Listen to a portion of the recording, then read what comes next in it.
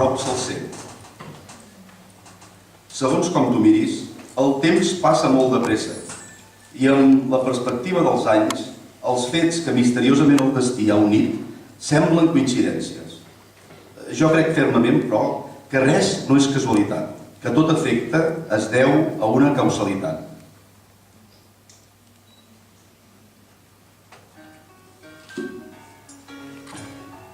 Tinc una amiga, molt amiga, còmplice de tots els meus afers, que porta un diari de casualitats. Olga, quina casualitat! Cristina, que enfades! Moi? Us coneixeu? Pregunta la meva amiga, molt amiga, còmplice de tots els meus afers. Saps que em vaig casar amb el xicot de la immobiliària que teníem davant de l'esplai? En Miquel. El mateix. Vam festejar uns anys i després, mira, la família. La família que no calla, ja saps. Quan per fi deixàrem la Cristina al bus i la meva amiga, molt amiga, còmplice de tots els meus afers i jo, veïnes del mateix carrer, marxàvem cap a casa, vaig poder esplaiar-me i amb tota mena de detalls li vaig explicar què havia passat de debò entre la Cristina i jo. No fotis! El que sents, li responc.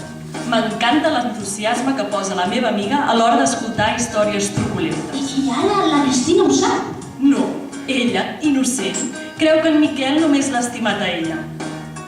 Ai, per què deu tenir aquest do la meva amiga, molt amiga, còmplice de tots els meus afers? Ja hi vam tornar a ser. Has anat a l'agència immobiliària que hi ha a la vora de la perruqueria? No, no m'hi havia fixat. Nova no deu ser, que ara totes pleguen.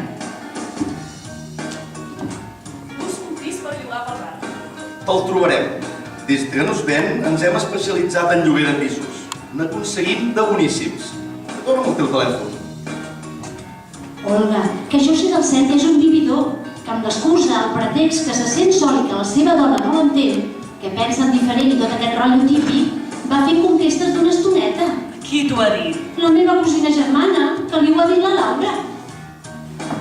Ja se sap, secret d'un és d'un, de dos és d'11 i de tres és de 111. Em va afegir que aquella nit passaria per casa meva. No va especificar si pel carrer del Viver o per l'altre, on de fet encara dormia.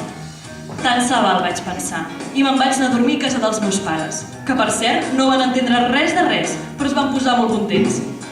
Olga, tu creus que és la Laura? La Laura? Per què la Laura? No dèieu que estava tan penjada del Roger? Just. Com que s'ha refet tan ràpid el disgust del teu afer amb en Roger? Cristina, potser la Laura és una noia forta. Estan junts, cada dia, a tota hora. Olga, què puc fer? Li vaig prometre que parlaria amb la meva amiga, molt amiga, còmplice de tots els meus afers, perquè sostragués informació a la seva cosina germana, íntima de la Laura. Aquests vodevils no són fàcils de fer anar.